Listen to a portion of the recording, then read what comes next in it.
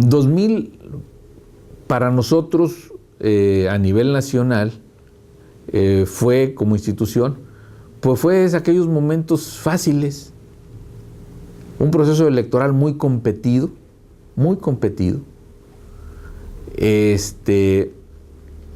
pero que nunca se cuestionó hacia adentro de la institución la inestabilidad. Aunque afuera se decía, bueno, ¿qué va a pasar con el país? Bueno, finalmente, como autoridad electoral, hicimos la parte fácil en un momento complejo.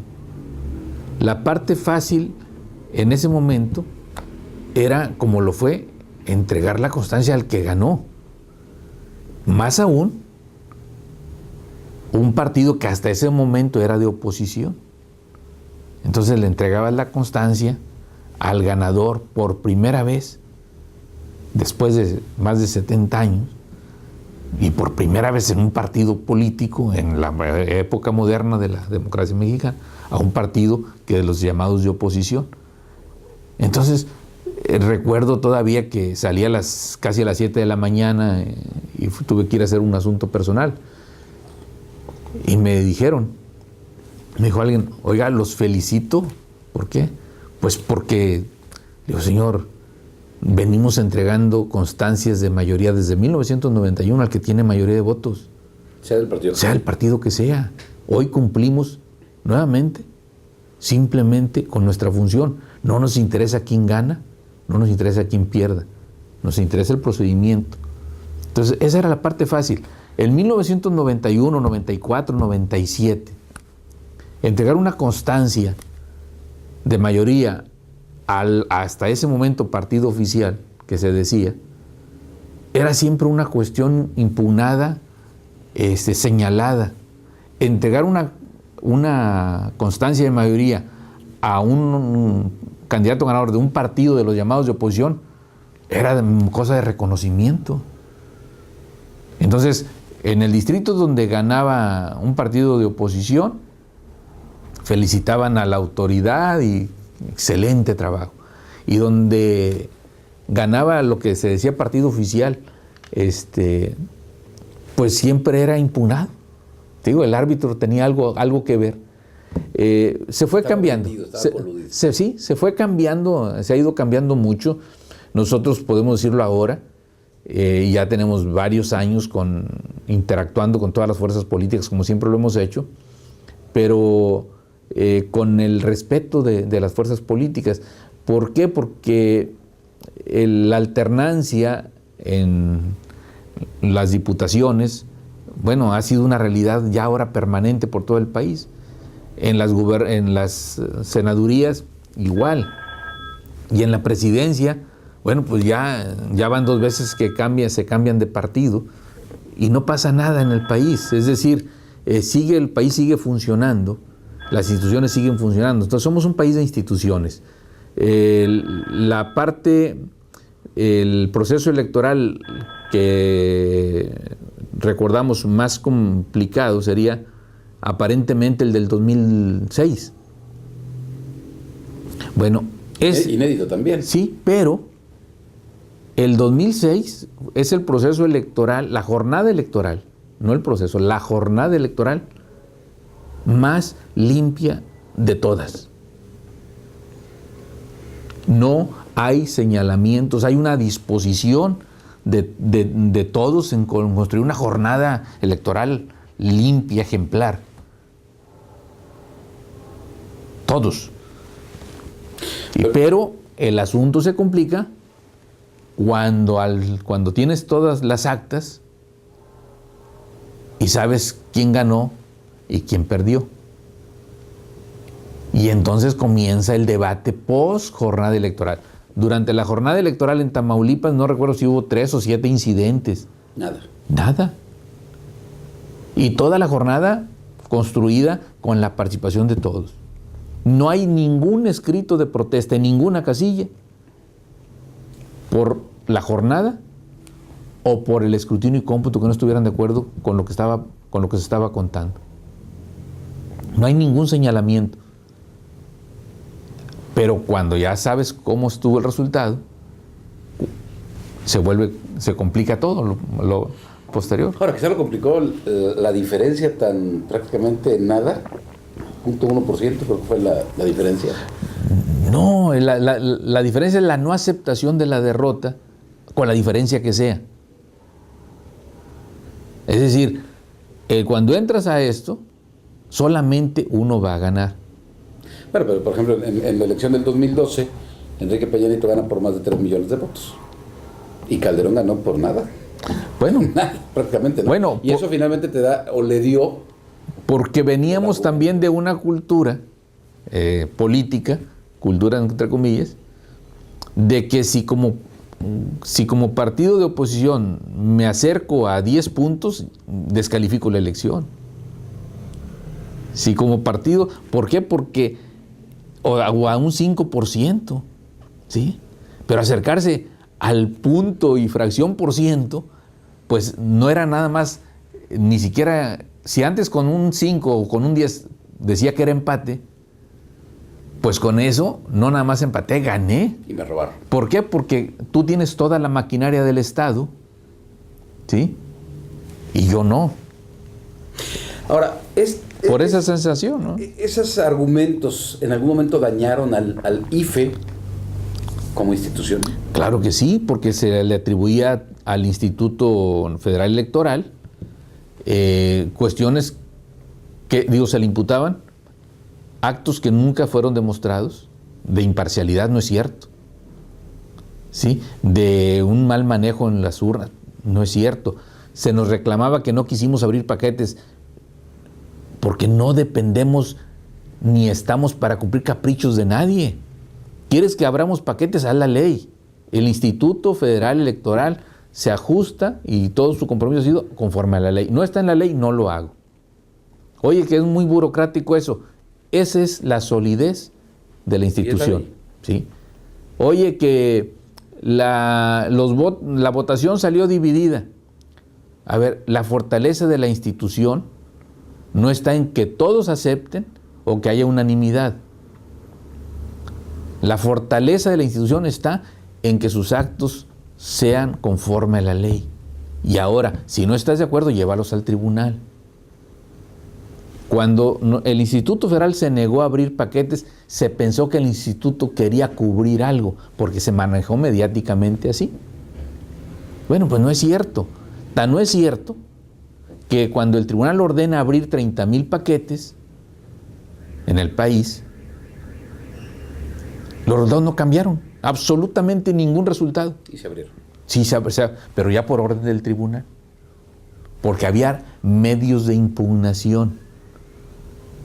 Bueno, si no estás de acuerdo con las cosas, impúgnalas. Eso dice la ley.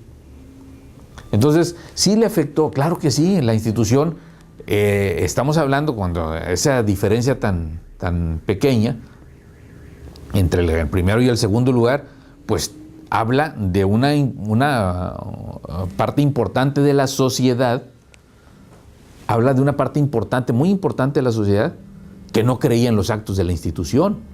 ¿Por qué? Porque nos quitaron el triunfo, era el sentimiento. Y siembra dudas, como quieras. Sí, a ver, claro que sí. Oye, ¿por qué no abren los paquetes si es tan sencillo? Bueno, porque no está en la ley. Cuando cambian la ley, para el 2012, se abren los paquetes que quieras. Pero ya lo dice la ley. Pero ya lo dice la ley, todas las razones, causas por las que se puede abrir un paquete. Y entonces vienen otros pedimentos. No se va a atender si no está en la ley. Y eso le sigue costando a la institución. ¿Por qué? Porque todo el caso, el tema de fiscalización es un tema que le ha afectado a la institución, porque se le señala a la institución como responsable. Y se olvida que esta misma institución es la institución que sancionó en su momento al PRI por el Pemex Gate, que sancionó al PAN por amigos de Fox, y que si ves la historia de todas las actividades de fiscalización de la institución, vas a ver sanciones para todos los partidos. ¿Sí? Entonces, se nos olvida la historia no la recordamos, y el que promueve en ese momento un debate mediático, pues saca lo que le conviene, no es objetivo, sino que es parcial y saca solamente lo que desde su perspectiva es cierto. Bueno, así nosotros estamos expuestos. Además, esos debates a los que no ha entrado la institución, bueno, son debates que siempre están dando los partidos políticos entre sí, y que cuando ven rentable pegarle a la institución, le pegan a la institución. Luego tienen costos, porque esta institución es la misma que le entrega la constancia a sus candidatos. Cuando un candidato está descalificando permanentemente a la autoridad, ¿sí? Cuando el mismo presidente, el que en su momento fue presidente también, descalificó al tribunal, y luego fue a recibirlo. O sea, ¿qué ganas? Es cierto, exige mejores instituciones, pero no puedes calumniar y difamar instituciones, no debes hacerlo, porque las instituciones están al servicio de todos, ¿sí?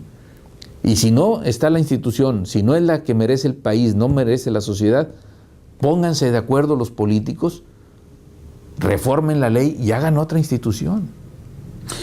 Dice la gente, el INE nos cuesta mucho dinero. México es la democracia más cara del mundo. A ver, a mí siempre me ha gustado ese debate. Me gusta, como servidor público. Me gusta porque es abrir la puerta a un tema que no debatimos nunca. A ver, ¿qué es lo que queremos debatir? ¿El costo del INE o el presupuesto de egresos de la Federación? Primer punto. Vamos a discutir el presupuesto del INE respecto de qué. Respecto del bolsillo de una persona, respecto de otro país, respecto de qué. Es mucho respecto de qué. Esto es relativo. Y entonces vamos al punto central. Bueno, no vayamos a otro país, no vayamos a otra parte. No comparemos con la bolsa del ciudadano que trabaja todos los días por un sueldo X, el que sea. No. Vamos a platicar, vamos a discutir en qué se gasta el dinero de los contribuyentes en México. Ese es el tema, vamos a discutirlo. Muy bien. De cada 100 pesos que se gastan en el país, ¿en qué se gastan esos 100 pesos? En el Instituto Federal Electoral, lo más que se ha gastado en un año de esos 100 pesos son 60 centavos. Entonces, nadie debate los 99 pesos con 40 centavos restantes. Entonces, o queremos debatir sobre el presupuesto de egresos y en qué se está gastando el dinero y ver la racionalidad de en lo que se gasta el dinero. Aunque esa es otra historia. Sí, no, pero esa es la historia. Es decir, a ver, primero, ¿estamos de acuerdo en que exista una institución electoral, sí o no? Ok, ¿por qué sale costoso? En su momento pidieron un padrón electoral confiable, certero, con todas las condiciones, seguridad. Ahí está. Ahí está, sí, nomás que se gastaba el 45% de lo que se gastaba en el INE, en el IFE, se gastaba en actualización del padrón, porque el padrón no solamente es la credencial, es mantener todos los días permanentemente la posibilidad de actualización, permanentemente. No era, te lo doy ahorita y luego me vuelvo a instalar dentro de 6 meses o de un año. No. Es permanente. Segundo, está asociado a una cartografía que hay que mantener actualizado permanentemente. La persona cuando va a un módulo tiene que ir a decir, vivo en el fraccionamiento tal, y si ese fraccionamiento se acaba de hacer, el instituto ya debe de actualizar su cartografía, debe tenerla actualizada para poder referenciar a un domicilio del ciudadano. Y eso cuesta. Y todo eso cuesta. Entonces llegó a costar hasta el 45%. Luego se fueron abatiendo costos porque hay competencia, se contratan empresas y se van los equipos, se deja de adquirir equipo porque cuesta lo que adquieres de momento y luego mantener actualizado. Y luego vienen años fuertes, ¿no? Luego viene otro tema importante, las boletas. Las boletas tienen un papel especial porque así lo dice la ley. Con más candados de seguridad que un billete. Es un papel único. Porque así lo dice la ley. Porque así lo dice la ley. Papel único. La documentación electoral legal es un papel también único para las actas, con candados de seguridad visibles y no visibles, o sea, visibles con otra técnica, y todo eso cuesta. Pero luego, por ejemplo, dicen, están pidiendo 1,000 millones de pesos más. Sí, porque le diste al IFE, la atribución de monitorear y verificar la transmisión de los tiempos del Estado en todas las estaciones de radio y televisión del país. Nadie lo hacía. Pero además le ordenaste que lo grabaran permanentemente. Entonces, cuesta eso. Contratar personal, rentar espacios, instalaciones eléctricas para el equipo adecuado, contratar todo el equipo. Cuesta. Entonces, instalar más de 100,000 casillas, ahorita 154,000 casillas en el país, contratar personas para capacitar a funcionarios de casilla, mandar a hacer boletas, todas las urnas, los canceles. Estamos hablando de 154,000. ¿Es rentable el IFE para el país? Esa evaluación la tendrán que hacer la Cámara de Diputados, las fracciones legislativas y, por supuesto, no tiene que ver con la satisfacción de la sociedad. ¿Sí? Puede estar la sociedad muy satisfecha de lo que hace el INE o el IFE en su momento y ahora el INE, puede estar muy satisfecha y no necesariamente que sea una institución que en lo que se está invirtiendo esté justificado. Es decir, tiene que haber evaluaciones objetivas a partir de las atribuciones y funciones. ¿Qué le encargaron ahorita? ¿Qué tiene el INE? El padrón, la cartografía nacional de todos los estados y la federal, radio y televisión, organizar elecciones. La credencialización que debe costar un buen billete. Mantener eso. Entonces, estoy hablando así en general de eso. Y eso significa que tengas que rentar instalaciones, tener vehículos, contratar personal, pagar teléfonos, copiadoras, tener equipo actualizado. Tú eres un hombre que le dedica mucho tiempo al análisis. ¿Has hecho algún escenario donde digas México 2015 sin INE? ¿Te lo has imaginado?